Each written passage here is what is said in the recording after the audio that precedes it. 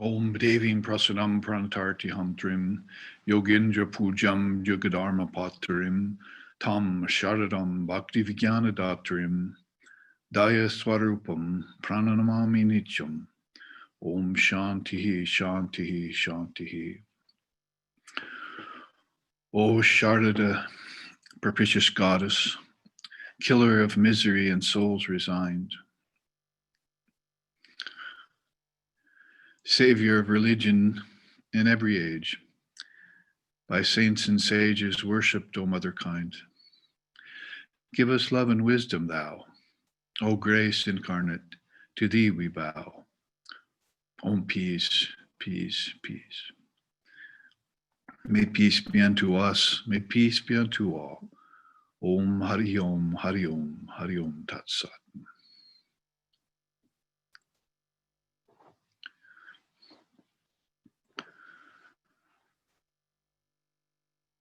So with that beautiful sloka written by Swami Abhedananda, one of the direct disciples of Sri Ramakrishna, who attended upon Holy Mother when he was just a boy, and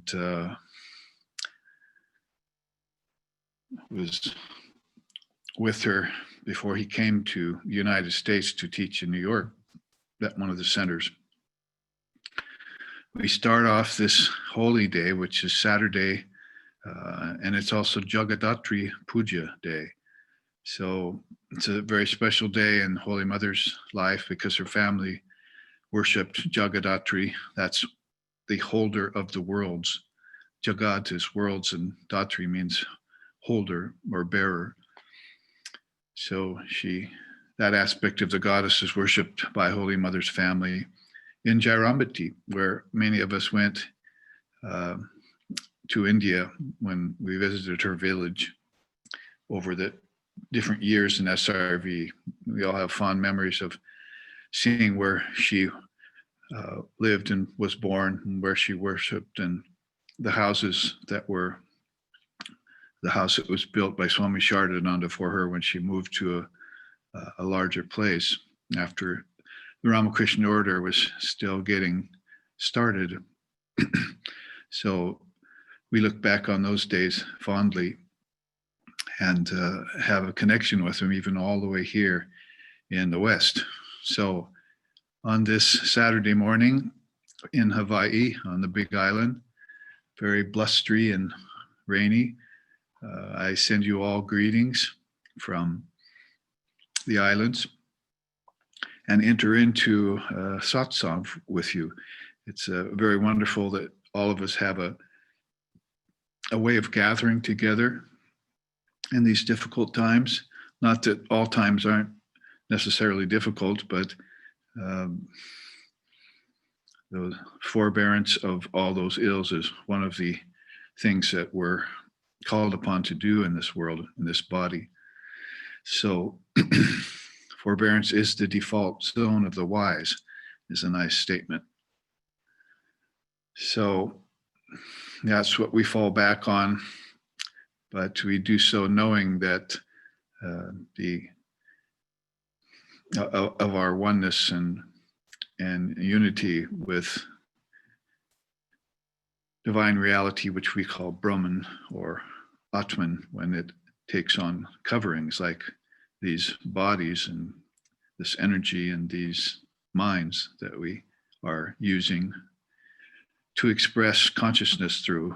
That's the best thing anyway, because there's lots of other expressions that come through the body-mind mechanism which aren't so conscious and aren't so centered and focused, but that's the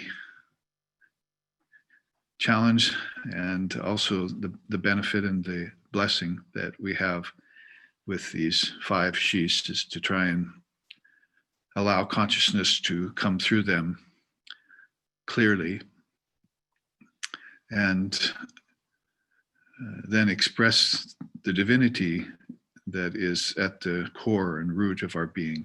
So that's what we do when we gather for this satsang, which we've been doing now for months, and gives us all a place to come together, and we can even see each other on one screen and hear each other from distant locations, from Hungary, from New England, from West Coast, and sometimes from India when people tune in, although the timing isn't all that good for Saturday morning for them. So on Jagaddhatri Puja then, I send you all Divine Mother greetings, commend you to the Holy Mother, and may she enter into our lives and bless us. As this beautiful sloka from Swami Vedanta, which he wrote in Sanskrit and translated into English as expressed. She's the killer of misery in souls resigned, and the savior of religion in every age, he wrote. And worshipped by saints and sages. So many great souls like Swami Vivekananda worshipped her. And apparently just a simple village woman, and but behind the Divine Mother of the universe, sort of like Christ being born in a manger kind of scene where everything is very humble behind the scenes. It's much like Holy Mother being born in Jarambati and eventually becoming one of the few women that we can remember that became the head of a huge spiritual organization. After Sri Ramakrishna passed, he had trained her to do that, and she initiated thousands of people and now has millions of followers in a very short time. So we think about her on both ends of the spectrum, how grand she is and how humble she is at the same time, how veiled she is. So that's another one of his verses talks about that. Lajja patta vritti nityam sharada jnana dayike. So she's a giver of wisdom in modest veil, is how he translated that into English. So on this day, which is sacred in our tradition, particularly, so with the chosen ideal of her family, Jagaddhatri, to sort of wind up the Divine Mother season, because we went through October and into November, and we had the 9 days of 9 nights of Durga worship. So that was something we all did together, and each of the 9 days we cited the names of Durga together, and then we had Kali Puja and now Jagaddhatri Puja. So through October and November, we've enjoyed this wonderful Divine Mother Holy Days. And we'll take it on towards her birthday in December, where we have a retreat here in Hawaii, here on the Big Island. And that will extend the Divine Mother Holy Days for all of us, if people can travel well enough to be able to come here. And because we have our local Sangha here, numbering some 10 people, so we'll invite and encourage anyone else from far distant parts to come and join us for that retreat on Holy Mother and her wisdom. We'll look at the Sri Sharda Vijnana Gita and some of the key teachings that she gave out in a very simple and profound way. So on this holy day, then, let's enter into some satsang. You must be studying and reading, and I'm here on this day, and of course always available as much as I can be for you via emails and things to talk about subjects that the mind entertains, your meditations, studies of the scriptures, when you encounter the words of the seers and the non-dual scriptures and the biographies and autobiographies of the great souls, then some questions are bound to arise about the subject of Dharma and the principle of truth, especially how it compares to or stands side by side with or tries to coexist with what we call Maya, which is the superimposition of name and form and time and space and the causation, which comes from that, the cause and effect, or called karma, which comes for that when we try and move around in bodies in a physical location in space, and encounter all sorts of other forms. Then there's bound to be some sort of cause and effect that comes up. And so the beauty of the harmony of life, of Dharma or a yogic life, is to try and move through that as gracefully as possible and learn the art of spiritual living, a balance. Sattva, they call it at first. So we try for sattva to keep the periods of restlessness and slothfulness at bay. We try and retrain some sort of day-to-day balance. And then that eventually, if you can hold it long enough, turns towards something more transcendental, beyond the gunas, as we say, beyond even sattva or balance, comes this internal peace of mind, or the peace that passeth all understanding, as it's called. And then this adept or the practitioner tries to live in a higher realm of consciousness. Like I saw my teacher, Swami Asheshanandaji Maharaj, peace and bliss be upon him always, saw him doing that in all the years of his life that I was present for. So it's an attainable verity that is worthwhile, probably the most worthwhile thing we think to try and attain, and live in balance and peace, and accrue the least amount of cause and effect, and keep the mind from storing up pockets or residues of karma that need to be paid. Even Holy Mother herself said to us that if you have used the body, then you have to pay for it to the last farthing.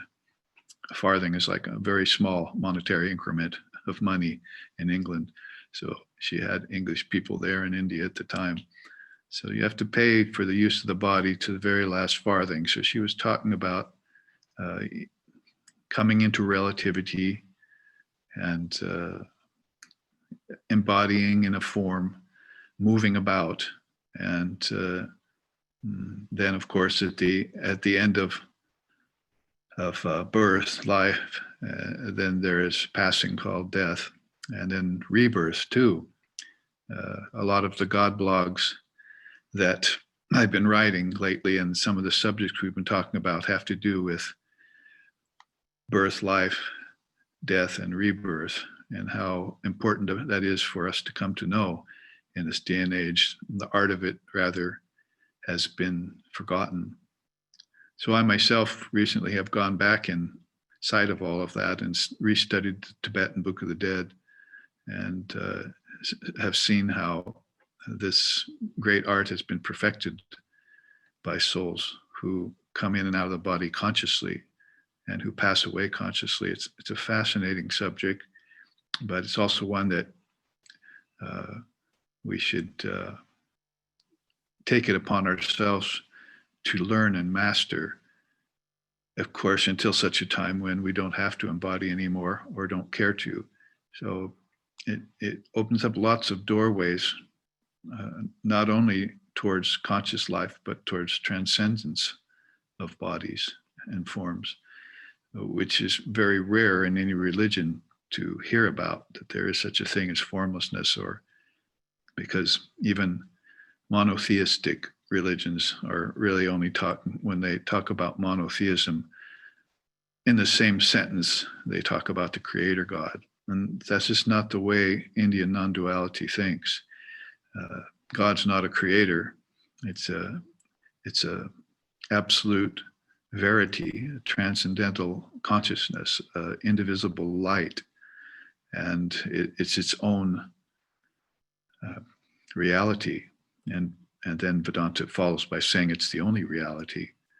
So it's different than thinking about beginnings like creation and ends, destruction. It's something beyond that. And so we see right away that the Eastern religion, especially from India, has a transcendental message of formlessness for us that is different than uh, those religions that talk about one God, but then posit that one God in terms of creation, preservation, destruction, which to Vedanta is all illusory. It's all dreaming. It's all cyclic. And there's a way off the cycle. So it's very precious what we get from Mother India. If you study it philosophically, like I have so deeply, then it really impresses itself upon you deeply and changes you for all time. Changes you back to to the unchanging, ironically enough. So it's something to avail yourself of. Even if you don't do it philosophically, it's still very marvelous to encounter it, to contemplate it, to digest just exactly what you need to understand it, and to open that doorway towards formlessness, formless bliss, which all the swamis that we met, of course, that's their last name, Ananda. So I talked longer than usual today to warm up your minds with Dharma and truth, so that maybe some questions have come. So I want to open up the forum to a few of those questions. Now it looks like Nico has one right now.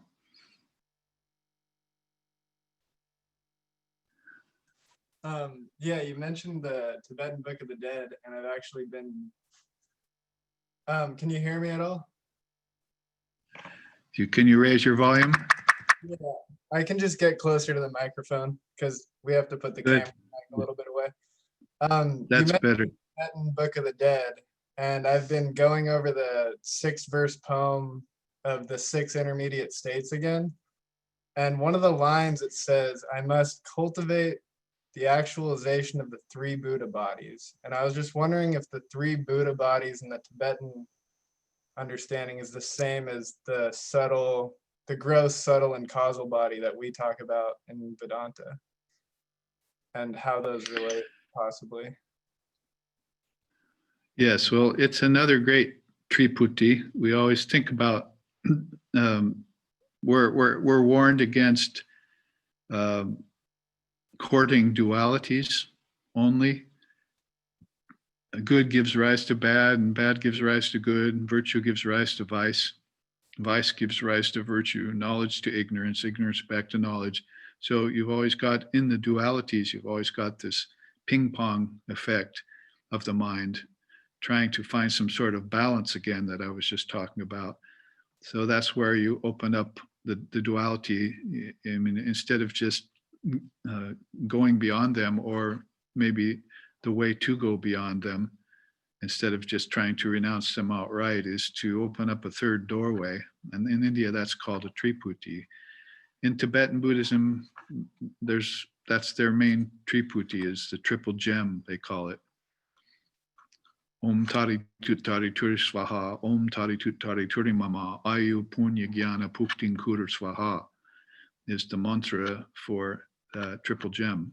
And so it gives you life, wisdom, and happiness, basically, is at the foundation of that. Of course, happiness meaning much deeper than a happiness that we think of here that has the opposite of sadness go with it.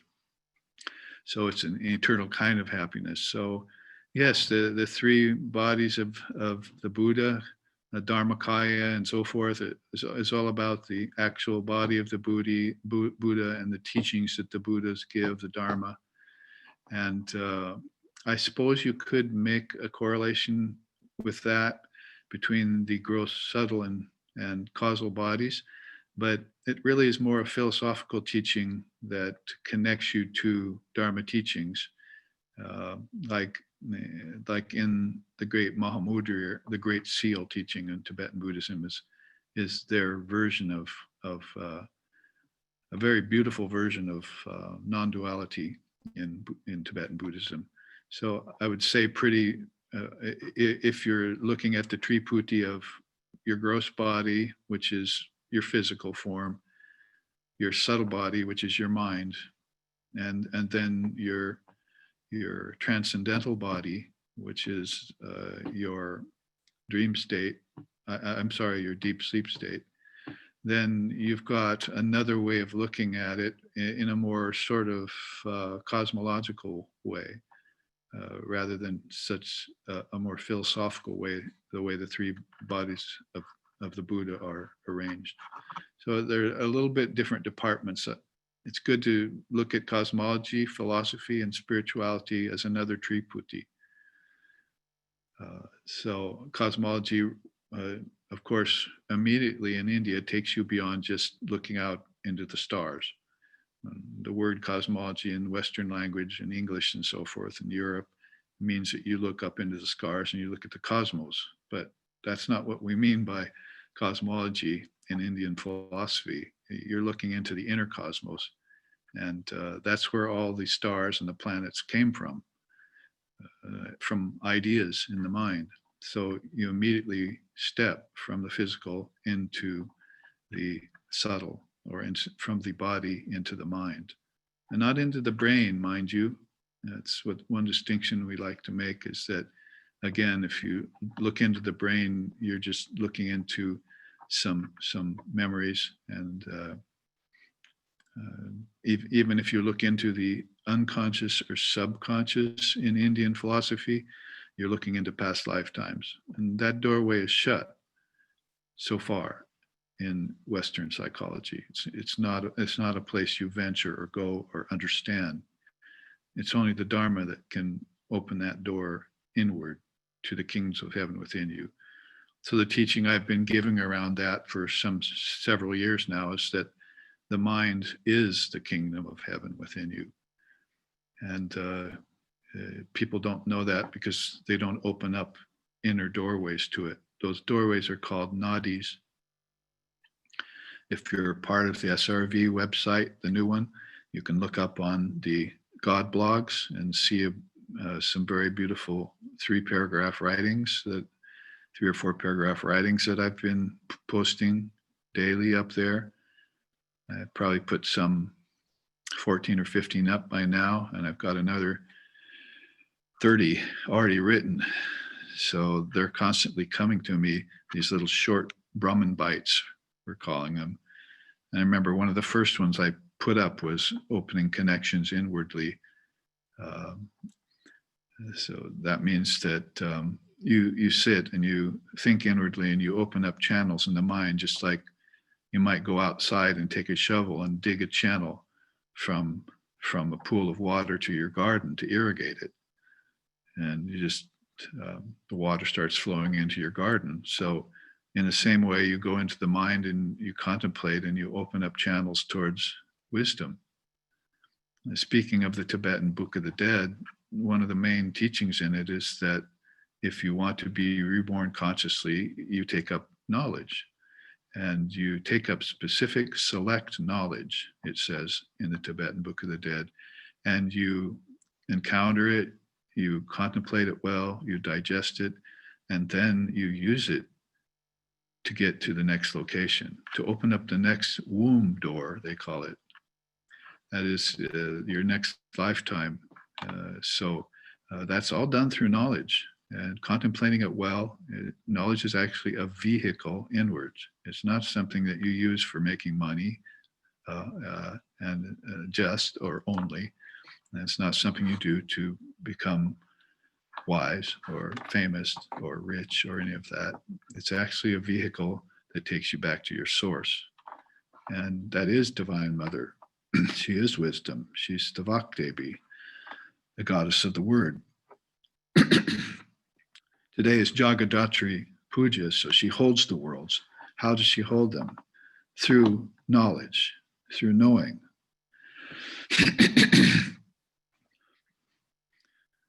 So anyway, in that way, you find out about your physical, your subtle, and your causal body, open up passageways to it through contemplation and meditation. Sort of like you contemplate your way through barriers by sitting in one place, like Buddha did under the bo tree for 50 days. And then once you've contemplated it and run these avenues, dug these channels into towards your source, then you meditate on them.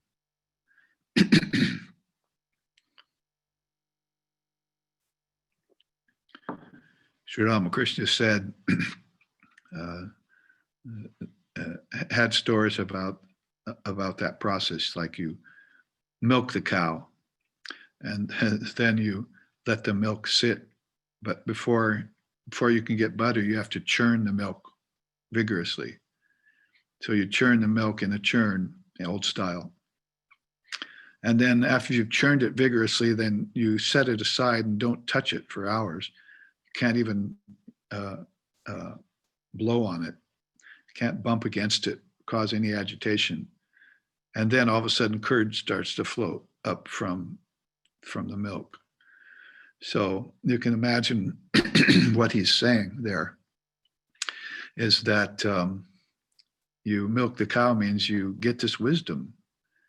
Krishna tells that to Arjuna in the Gita.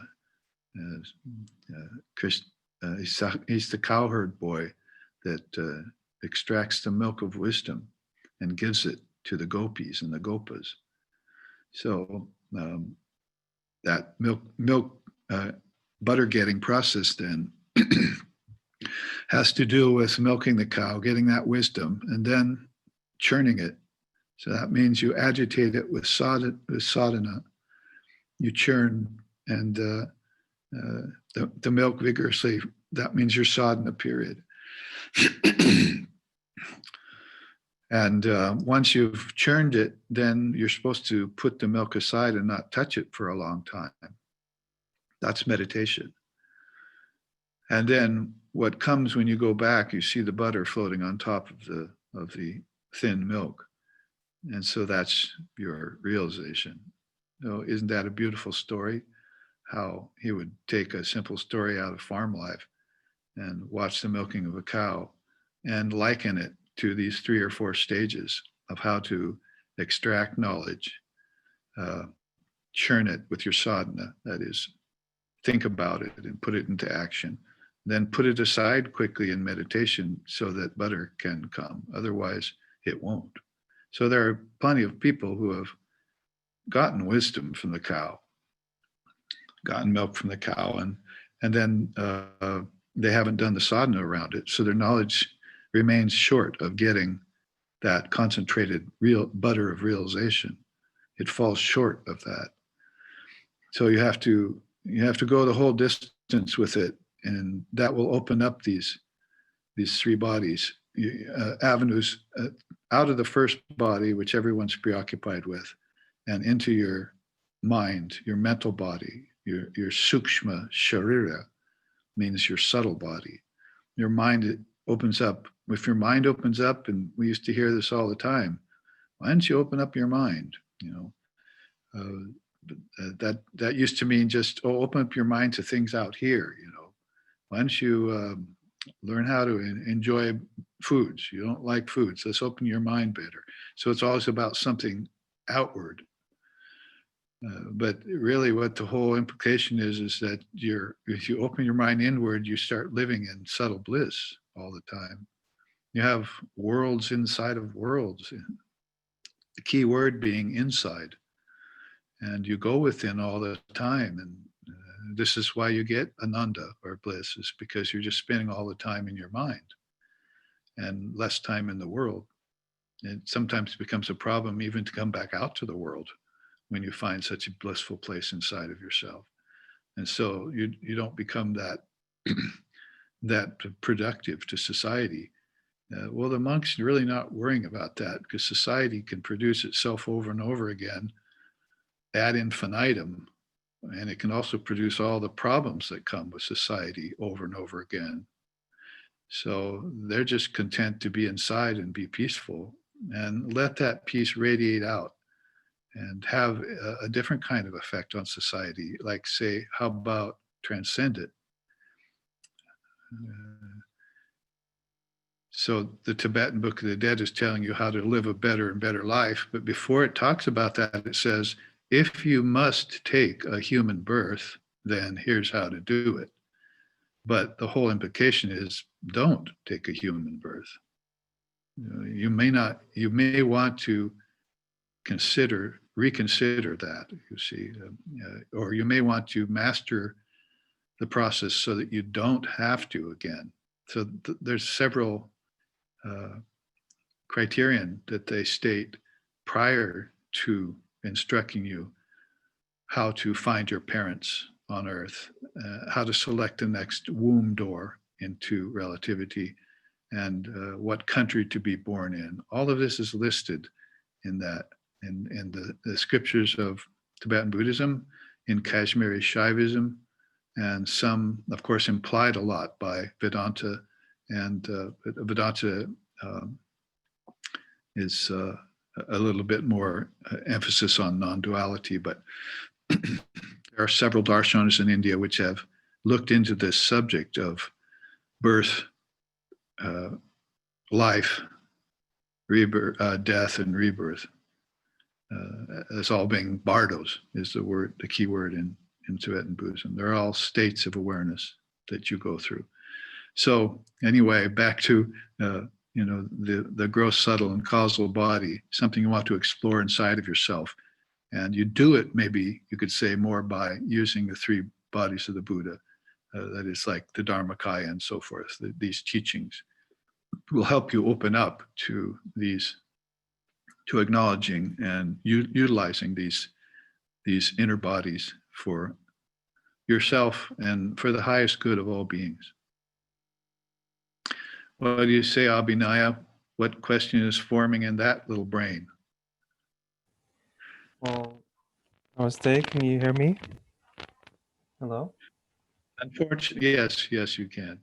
Okay, so in my little brain of mine, that is less bigger than a walnut. As big Walnut, as I was just thinking. my head is. I just wanted to I wanted to ask about the differences between worshiping the Holy Mother and Sri Ramakrishna. That you talk about them being identical, but it still seems that some people worship Holy Mother, some people worship Sri Ramakrishna. Is it a preference, or are there different attainments with worshiping them? Yes, a good question, and one that's been asked before quite often in our lineage, since it manifested itself with Sri Ramakrishna's coming. I would say it's one of the beautiful things of SRV. It's kind of why we call it SRV and the Ramakrishna orders, that we have three ideals in one, because you have to add Swami Vivekananda in there. Far from being any kind of slouch amongst great souls, he was like the Buddha come again, they say. So I don't think there's been a soul like him since Lord Buddha. So you've got your choice there, really, of following a triple ideal. But usually the way human nature is, when they're thinking about ideals or things to, or saviors, I mean, if you want to take refuge in the feet of the Lord, and bhakti is your path, for instance, then you would have a choice there in Ramakrishna Loka, and probably be naturally attracted to one. That's what we found. Lex Hickson and myself found that we were sort of among a few rare people in the Ramakrishna order that loved Holy Mother, because she was veiled. And so there's that sloka I just started. Giver of wisdom and modest veil. Swami Abhedananda saw that in her, and she actually was veiled all the time when she was older. She kept a veil over her face whenever men were around. So not just literally, but veiled. Her divinity was veiled too. So, but we discovered her, and I talked to Swamis later about it, and some of them also had discovered her. And though they were monks and were not having communications and conversations with women, unless in a group setting, they still had a woman as their ideal. So it was very beautiful to find that out, and So as the Ramakrishna order grew, then people started wondering when Holy Mother sort of came on her own as the mother of the order, the Jagaddhatri, teacher of the world and teacher of the Sangha too, mother of the Sangha. Then people started wondering, and they asked her straight to her face, who should we worship, you or Sri Ramakrishna? And she said, worshiping me and worshiping Thakur is the same thing. It'll net the same result for you. So it doesn't matter if your preference is more towards the female form or towards the male form, as talking in terms of deities, great deities, then that's just your preference, your predilection in your personal life and to your spiritual life. So you choose one, but it doesn't matter which one. You can say her mantra, or you can say his mantra. It'll net the same result. So she said, she and I are one. And, he and I are one in that regard, and probably in all regards too. But she was mentioning that specifically.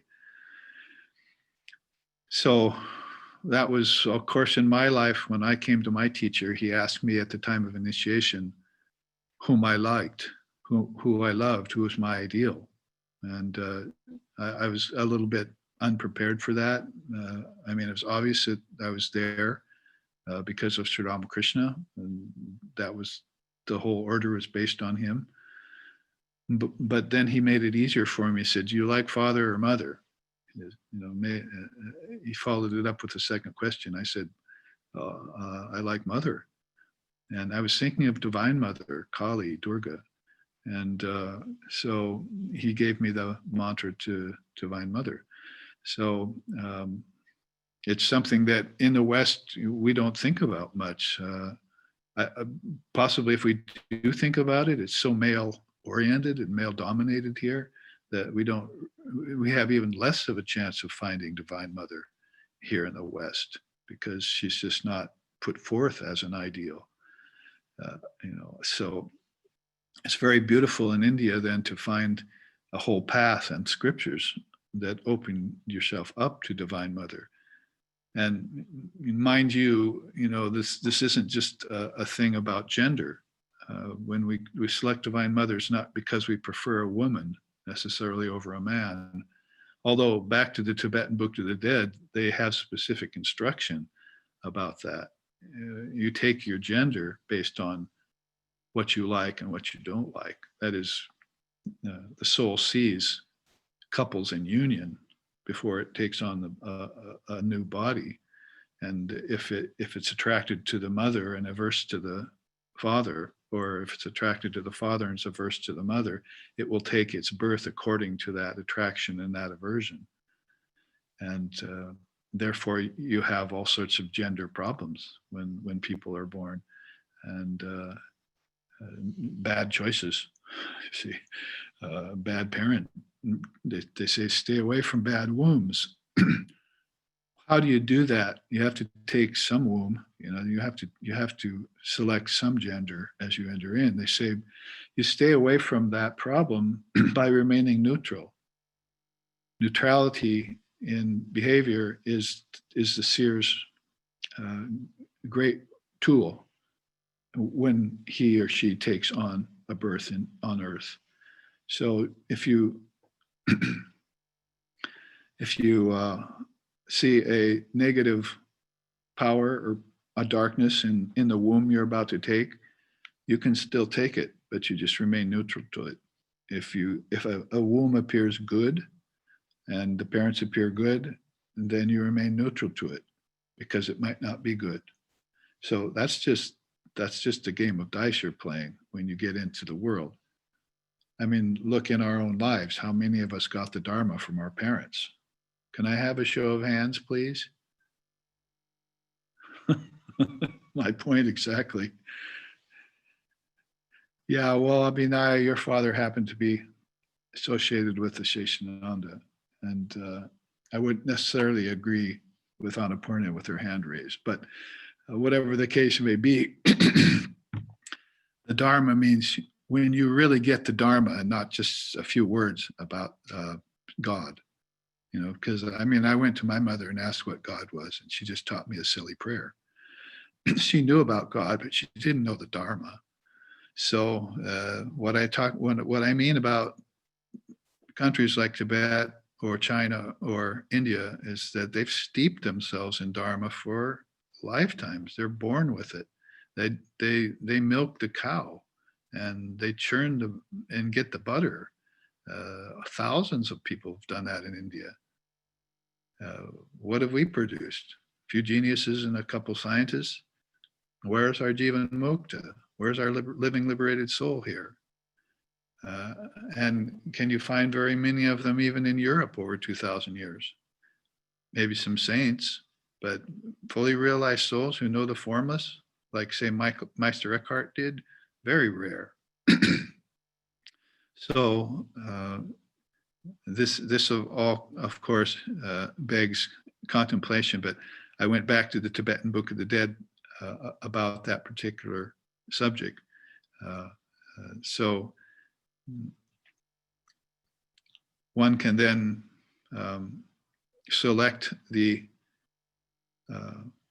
form of God one loves the most. And in our particular tradition, what to speak of India in general, it opens up the field to both genders in our tradition. So Holy Mother is the living ideal to many of us, and is a secret, is still kind of a secret when so many beings are, of course, hearing about Sri Ramakrishna. But that again is just in India. Here in the West, in America particularly, not that many. They all like Vivekananda because they all like Vedanta, and they like the idea of non-duality. India loves its worship, loves its deities, loves its pujas, and a lot of people get turned off to that. It's polytheism, too many gods. We're just monotheistic. We just like one God. Thank you very much. And of course, I don't think they understand that one God or even accept that one God in other traditions. Like, for instance, Abraham, Moses, and Jesus and Muhammad are all that line, you see.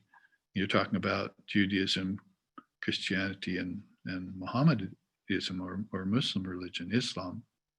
And they all proclaim themselves to be monotheistic and believe in the one God. But you can't put those three together in one room and expect them to get along.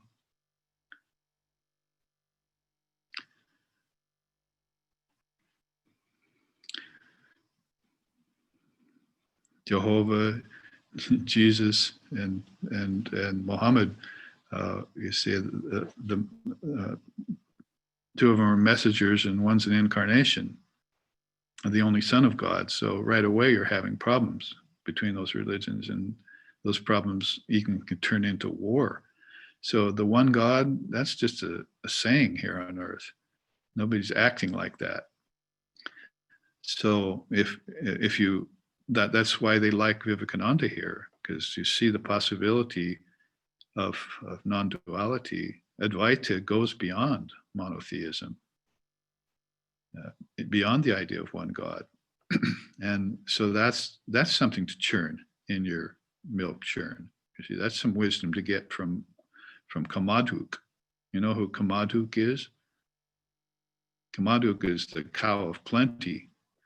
All the seers want Kamadhuk as their possession because it gives milk in torrents, but you don't have to feed it. So Kamadhuk in India is like the cow of plenty, which you get everything from, but you don't have to feed it. So even the seers want that cow, you see. So if you could just get knowledge flowing all the time, and without having to put any effort into it, that would be like having that kind of access. And that's what non-duality provides, free of charge. I mean, free of charge means I don't have to war with other religions. I don't have to say my God, my one God is different than your one God. We're both standing there, all three of us, a Muslim, a Christian, and a Jew. And we're looking at each other saying, my one God is the only one God. But I thought you said there was one God. Then how can my one God be different than your one God? Is one all of a sudden fighting with itself to be one? So you see, if you go to non-duality or Advaita Vedanta, then you pass all of that, and you get into indivisibility and all pervasiveness, and importantly, you get into um,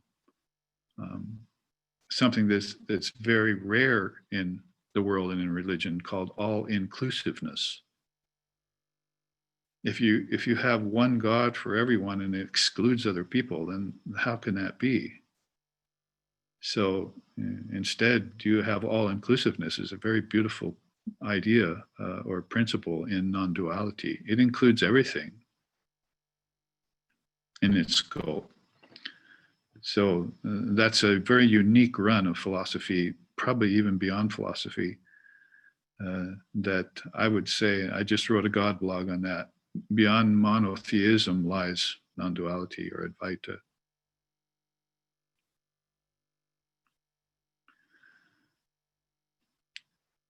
So a little bit of additional information around that question, but yes, the simple answer is you meditate on Holy Mother, you meditate on Sri Ramakrishna at the same time. So it needn't be something that divides your mind. It actually helps add to it.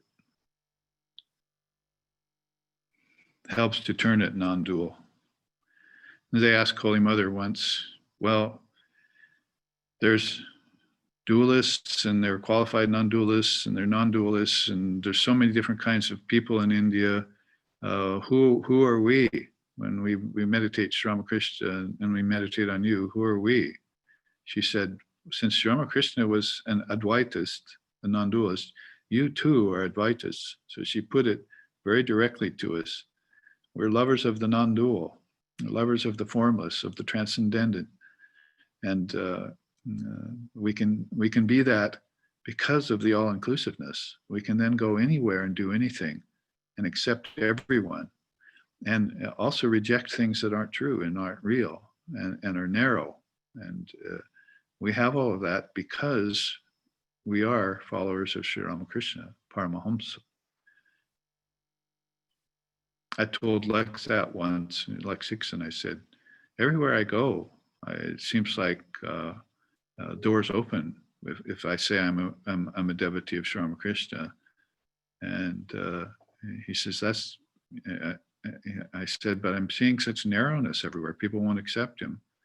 And he said, because you love Sri Ramakrishna, you can't be narrow. It's not possible for anyone to really love Sri Ramakrishna and be narrow.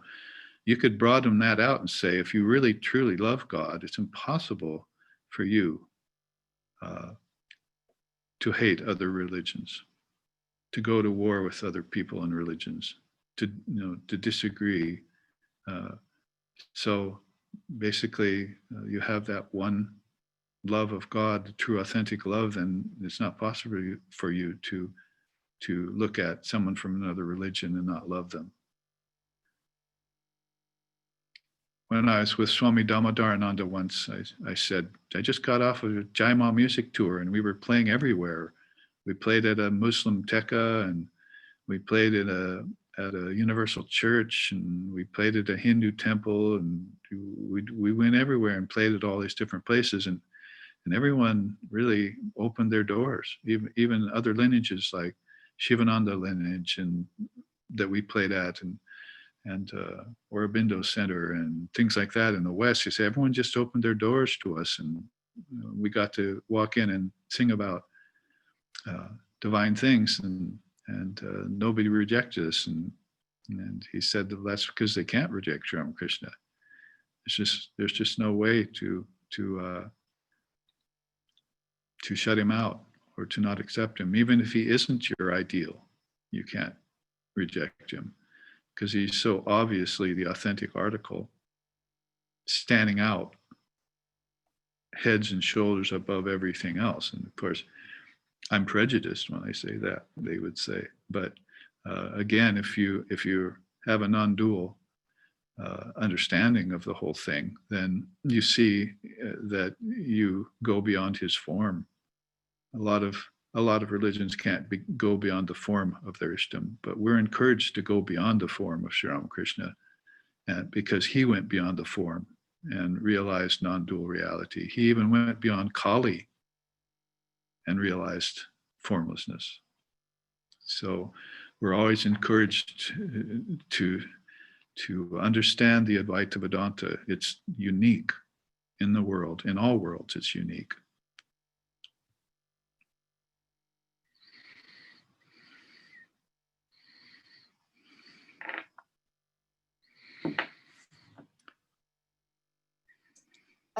Babaji, can you hear me? Yes, Saraswati, I So can. I had a question with regards to Abhinaya's question. You're saying that the two are one, really, so it doesn't, you can contemplate both Holy Mother and Sri Ramakrishna because of their unity, and it will only benefit you.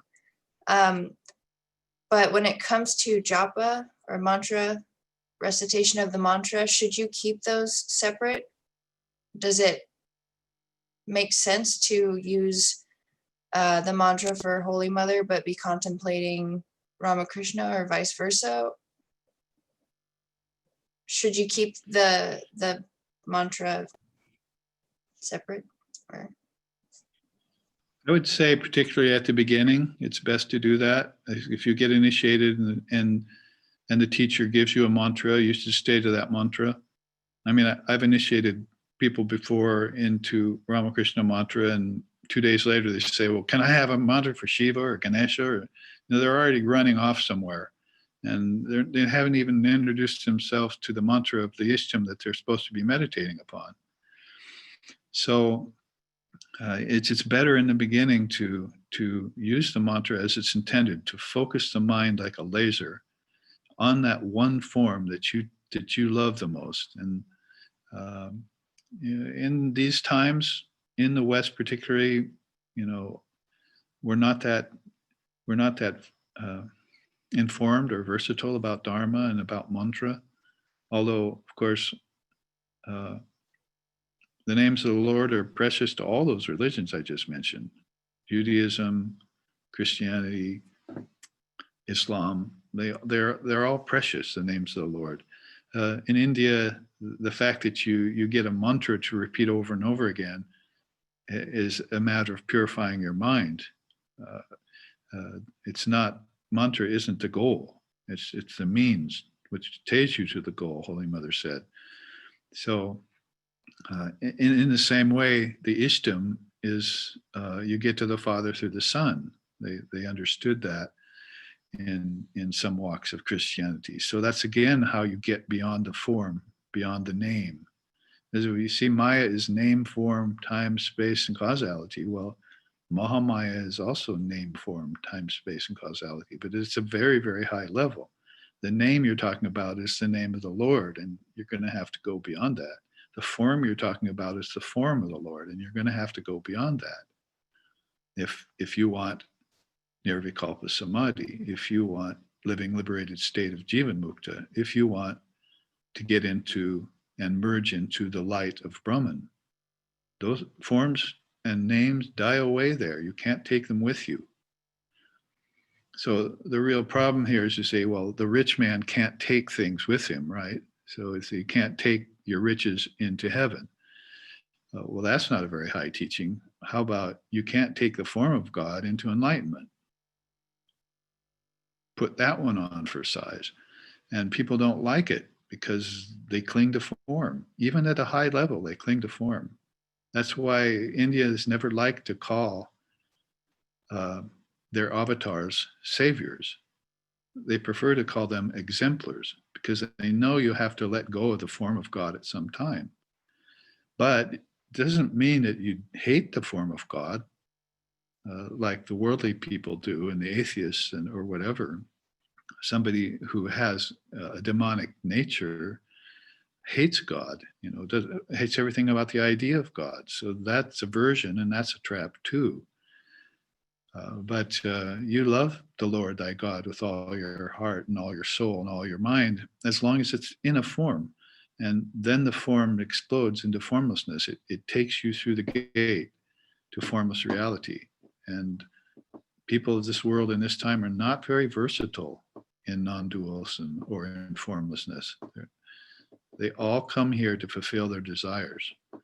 And when they get frustrated, they get angry and they fall when their desires can't be easily gained.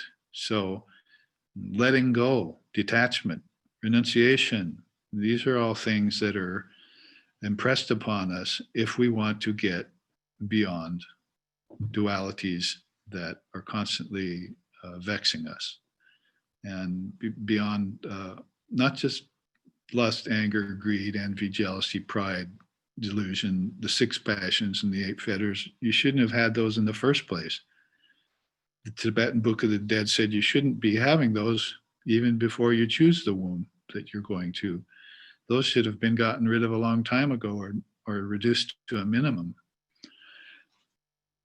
So what you're considering here in higher births and in higher realization of higher knowledge deals with all these very subtle things that you're also going to have to transcend. And transcend here can mean be very versatile. You can give them up, but you can take them on again. I mean, that's a whole nother level. My teacher used to say that the teaching in Vedanta in the beginning is detachment, see. But he said you should be able to detach and then attach again if you're an advanced soul. So you can give up and take on, give up and take on, like Krishna talks about it in the Gita, like a child putting on new sets of clothes when it grows. So as you grow, you should be acquiring that versatility in spirituality, and that will make you a free soul. That's the whole point of it. The whole point of Maya is to bind you. The whole point of Vedanta is to free you. So that freedom is why people love Vivekananda here in the West. And that freedom is why a lot of people don't take to polytheism, and they don't take to ritual, and they don't take to going to churches and various things. That never got them very far, because there was always a savior involved and something you had to do that eventually clipped your wings. And what didn't allow you to fly. You want to stretch your wings. Freedom is the whole thing. Vivekananda's favorite word in English was freedom. He passed away on the day of freedom, ironically, 4th of July. So this all bears contemplating, and so yes, it's a good question, and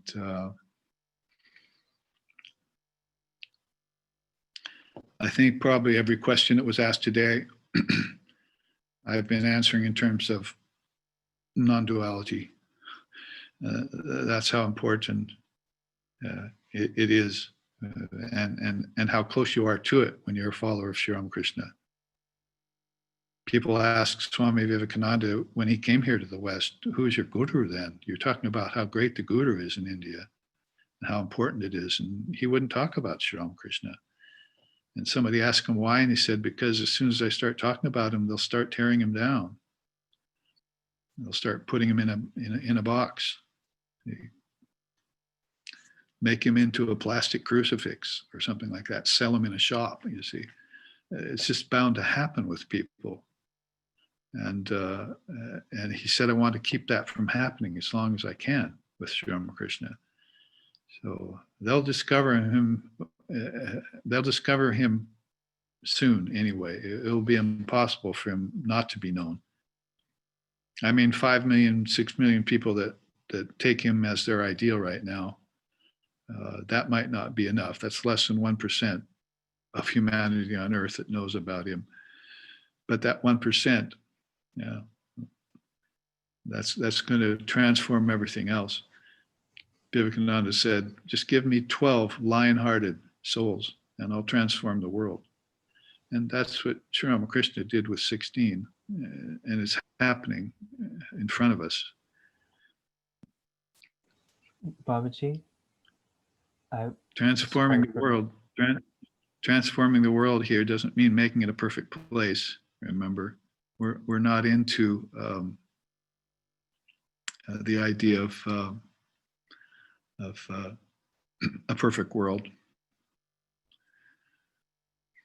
That's not going to happen. That's impractical and impossible. Transforming the world means to see it through the single eye of the Spirit, and then whether you're in it or not, you're always in that higher state of consciousness. Judas was very disappointed in Jesus when he didn't transform. He thought Jesus had come to perfect the world. But Jesus was talking about the world of the Spirit, not the physical world. The Spirit, when the Spirit comes upon you, then you live in a new world. Like the teaching of Tripura Sundari. You give up the old world and you put on a new one. And that happens without anyone even noticing. Sometimes it even happens without you noticing. When a mantra has its effect, or you've done sadhana for 10, 20, 30, 40, 50, 60, 70, 80 years, like my teacher, then all of a sudden you're in another state of consciousness. It's as if the world never was the world. It was always God.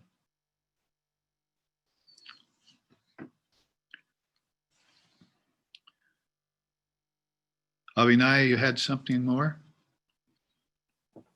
No, actually, I didn't want to interject you or break your train of thought. I was just saying that 200 years ago, 5-6 million people is actually a far larger amount of people than now, relatively speaking. That it's actually more. It's just been such a huge demographic explosion that doesn't. Well, yeah, but 500 or 600 years ago, we hadn't seen Sri Ramakrishna come yet. So probably because there has been such an increase in population, then that ship left port. One of the God blogs I just wrote is that ship leaves port only once every 500 years. That's a great soul like that.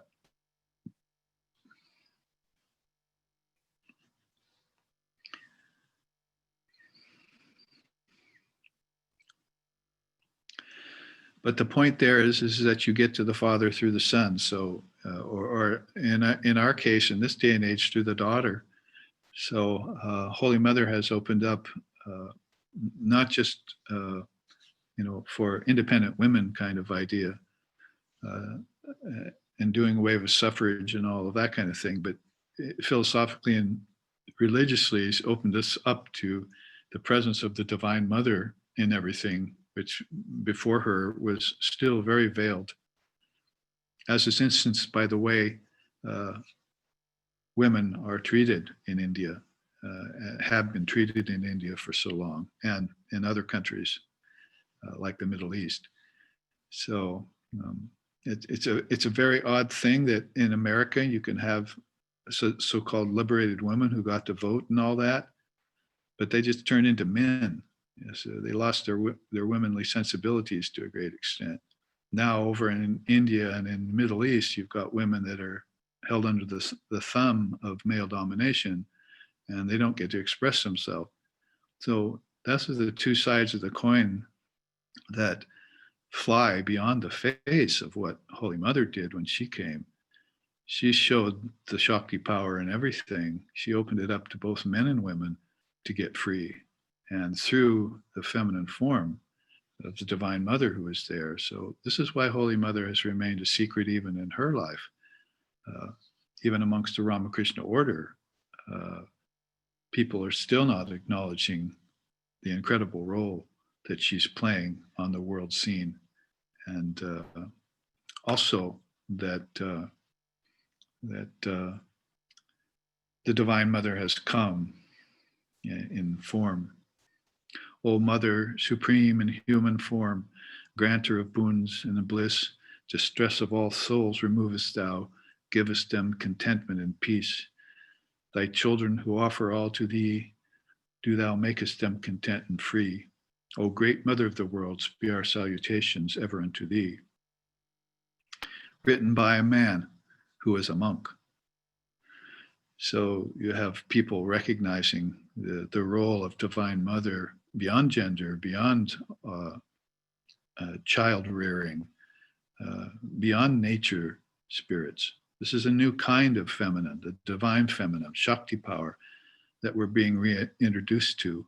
And it has more to do with the destruction of ignorance and the awakening of souls to the highest wisdom and what it leads to in non-duality. She's key to that.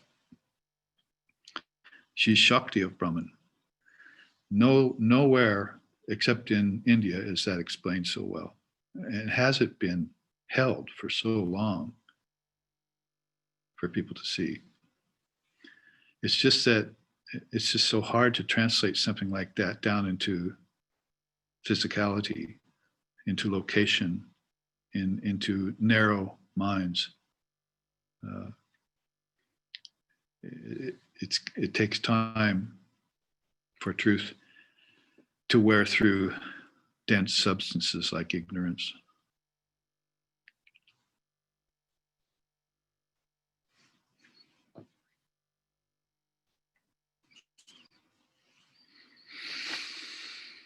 Well, we've gone over our time and we have something to, we have about an hour's break or less now.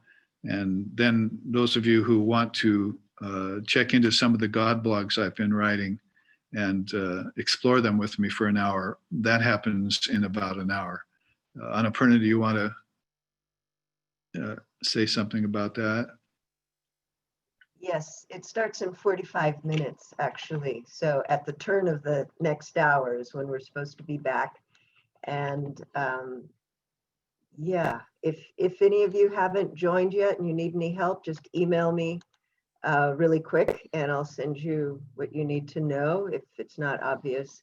But otherwise, you can just go up on SRV Wisdom, just like that, all together, srvwisdom.org. That'll take you to a landing page and you can scroll to the bottom and choose a plan. So, and some of you I've spoken with about some other option, and like there's a special option for Hungary and for India.